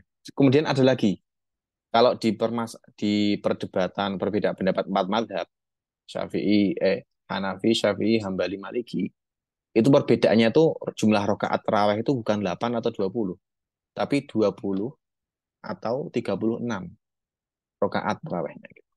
Jadi 20 tambah 3, 23, 36 tambah 3, 39 plus witir itu. Nah, kemudian kenapa kok di empat madhab itu ada perbedaan antara 20 atau 36? Karena itu kembali lagi di masa dinasti Abbasiyah apa ya? Dinasti Abbasiyah itu ada momen di mana ketika itu khalifahnya itu namanya siapa ya? Khalifah siapa? Saya lupa ya. Saya jeneng-jeneng lali. Nah, itu ada satu khalifah dinasti Abbasiyah nggak salah itu Umar bin Abdul Aziz apa ya? Siapa saya nggak tahu. Pokoknya masyhur itu. Nah, itu melihat karena beliau tinggalnya di Madinah, itu melihat orang-orang Muslim yang di Mekah. Jadi dia itu berangkat dari keirian dalam ibadah ya. Karena orang-orang Muslim di Mekah itu setiap kali terawih, setiap 4 rakaat. Jadi kan kalau 20 rakaat berarti kan ada 5 kali salam ya. Jadi setiap rakaat 1 sampai 4 itu setelah selesai 2 salam langsung tuaf satu kali di Ka'bah.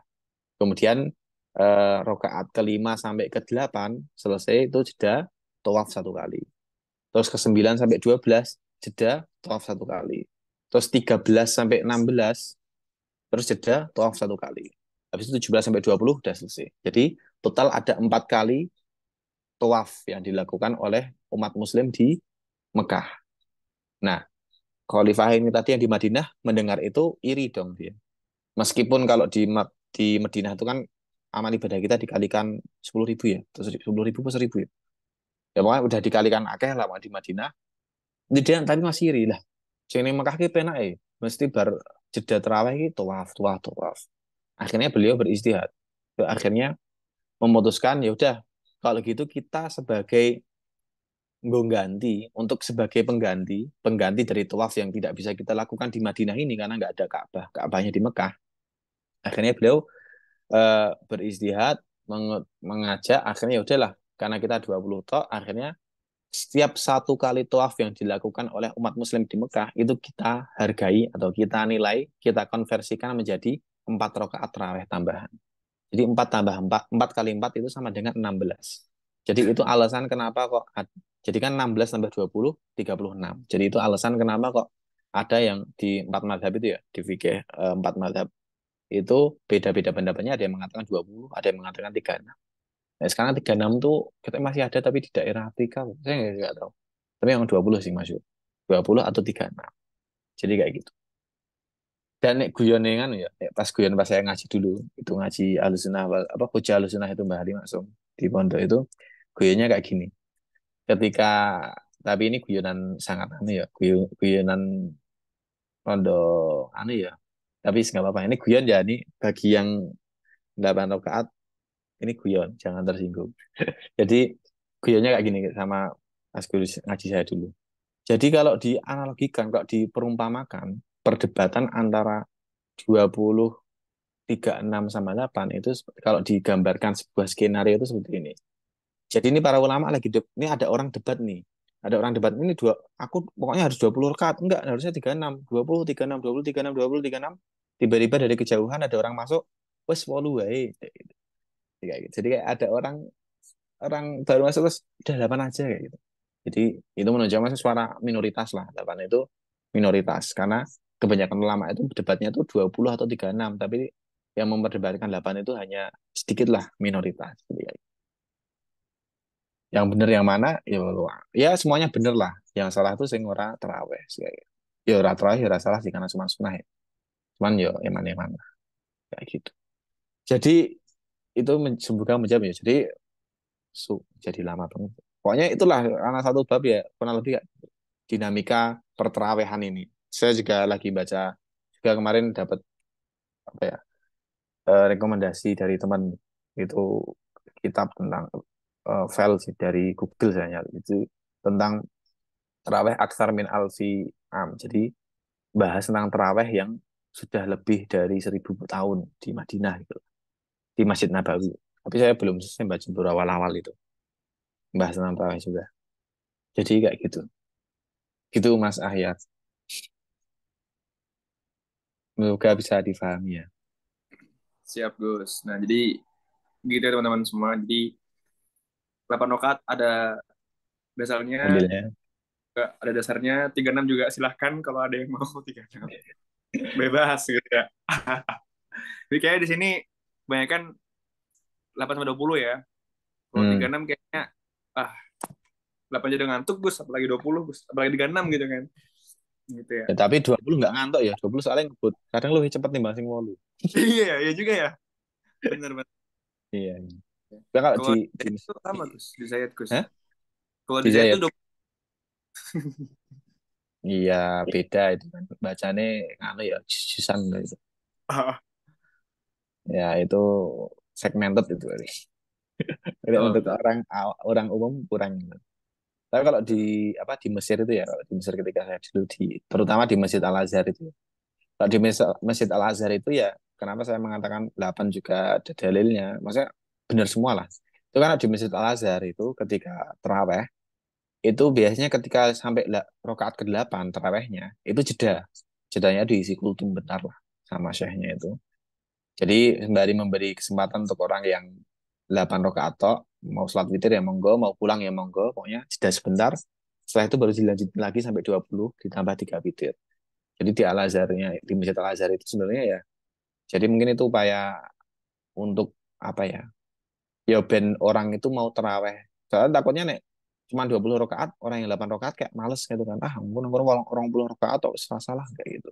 Jadi mungkin salahnya untuk meng, mengayomi lah, mengayomi dua pendapat itu 8 atau 20, akhirnya di Masjid Al Azhar itu 8 dulu, jeda 10-15 menit, ya, bukan kultum ya itu ya. Ya ada ceramah bentar itulah. Setelah itu baru dilanjut lagi rakaat selanjutnya sampai rakaat 20. Habis itu baru witir 3 rakaat. Jadi kayak gitu sih. Ya, saya ingin cerita itu. Ya, Oke, oke, siap Gus. Nah, jadi gitu ya teman-teman semua. Jadi hari ini malam ini udah dapat banyak sekali ilmu dari Gus Billy tentang tadi ya, tentang najis di kulit, lalu juga diteruskan lanjutkan bahas tentang fikih-fikih dalam berpuasa ya. Ya harapannya semua dari kita di sini bisa benar-benar maksimal dalam melaksanakan ibadah puasa tahun ini dan diterima semua amal ibadah kita oleh Allah Subhanahu wa taala. Amin. Ya Rabbal amin. Alamin. Nah, mungkin gitu ya. Mungkin dari Gus Billy ada yang mau ada ini mungkin closing statement gitu, Gus. Apa closing statementnya? Ya itulah. Semoga apa ya? Ya mungkin seperti doa yang disarankan. Doa yang disarankan untuk dibaca setiap kali akhir bulan Sya'ban itu. Ya, yang itu doanya itu kan pertama bulan Sya'ban itu kan bulannya Rasulullah. Kalau Rajab kemarin bulannya Gusti Allah, makanya kita disuruh banyak istighfar. Bulan Sya'ban ini kita disuruh banyak selawat karena bulannya Kanjeng Nabi. Terus ditambah bulan Sya'ban kan bulan turunnya ayat Innallaha wa malaikatahu yusholluna dan seterusnya itu. Kemudian nanti bulan Ramadan itu kan bulan di mana itu adalah bulannya umat Islam. Makanya kalau dari perspektif tasawuf itu kan bulan Rajab itu adalah di mana kita harus takholli atau mengosongkan diri, membersihkan diri. Bulan Sya'ban itu adalah bulan tahalli, kita menghiasi diri dengan berbagai macam kebaikan. Bulan Ramadan itu adalah bulan tajalli, di mana kita memetik segala buah dari persiapan kita selama 2 bulan sebelumnya. Oleh karena itu, ya kita memanfaatkanlah di akhir-akhir bulan Sya'ban ini kita memperbanyak amal sunnah kita. Dan nggak harus amal sunnah, memperbanyak, mempersiapkan diri untuk menyambut bulan Ramadan. Karena nanti bulan Ramadan itu bulan yang datangnya momen yang sangat jarang lah. Kita semangat dari awal sampai akhir dan semoga kita semuanya itu termasuk ke dalam umat Muslim yang beruntung, yang sangat beruntung, gak cuma beruntung, sangat-sangat beruntung, yaitu yang bisa mendapatkan Lailatul Qadar, khairun min alfi syahr, yang mana lebih baik daripada 1.000 bulan. Ya pokoknya semangat, apa ya, aku ya bingung. Ya pokoknya itu ya. Pokoknya semangat lah, saling mengingatkan kebaikan satu sama lain. Ya gitu aja lah. Dari saya mungkin sekian. Ya, kurang lebihnya mohon maaf. Semoga dapat bermanfaat untuk semuanya. Sekian, nanti biar ditutup Mas Ahyar. Allahumma fi lakum thoriq. Assalamualaikum warahmatullahi wabarakatuh. Ya, Waalaikumsalam warahmatullahi wabarakatuh. ya. Monggo kalau Mas Ahyar ditutup, Mas. Oke, baik. Terima kasih semua yang udah hadir ya. Tadi maaf Gus, tadi tiba-tiba sinyalnya hilang tadi makanya aku agak keluar dikit tadi. Ya, Oke. ya aman-aman. Siap. Baik, semuanya terima kasih sudah hadir dan saya sebagai MC juga mohon undur diri karena sudah ngantuk mau siap-siap puasa besok. Gak usah mau siap-siap enggak bukan lah. Ini besok aliran mana nih? Beda ya. Mungkin sekian juga dari saya. Kami mohon maaf. Allahumma fiq ila kumentarik. Assalamualaikum warahmatullahi wabarakatuh. Ini kita nggak foto dulu Gus. Foto dulu Gus. Foto bersama dulu Gus. Oh ya, boleh. Sekalian pada buka kamera tuh. Iya. Ayo dong. On cam. Ini Gus Ofik dia menunjukkan nih. Jadi pakai nama samaran Arif lagi. Gus Ofik. Ini bisa aja nih Gus Ofik. Ya, yang bisa on cam ya on cam. Yuk. Nah ini Gus itu Alvin Maja itu pentolannya Gus. Pentolan HK nih Gus. Wah, siap. Anu, Wah. Anu, ketua angkatan, apa ya? Oh, Ketua Isla Gus. Ketua Oh, alumni. ketua Islah. Ketua alumni Solo Gus. Beliau. Oh, siap. Pentolan ini kalau dia ngomong langsung takzim semua Gus. Siap. Ini yang mau cam lagi, silakan. Eh, Mas Adil dan istri, Naura, Mbak Firsta, Putra. Nah, wih, oh, lo tuh Putra ya? Kayaknya siapa Putra? Ternyata K-pop ya. Ada lagi yang mau game, silakan. Ditunggu nih. Mas Adil dan istri nih nggak on cam nih. Nggak mau pamer Ya, istri nih. Nggak mau. Ini gue udah istri nih gitu. kasihan kalian-kalian yang belum punya istri itu mungkin. Oh iya. Nih guys, Gus Billy bentar lagi mau punya anak nih. Mohon doanya ya guys ya. Ya, mohon Ya, doanya ya. doanya ya. Semoga lancar semuanya. Ya, amin. Tidak Gus ya, tak foto Gus ya. Ayo. 1, 2, 3. Oke, lagi ganti gaya. Ganti gaya. 2, 3.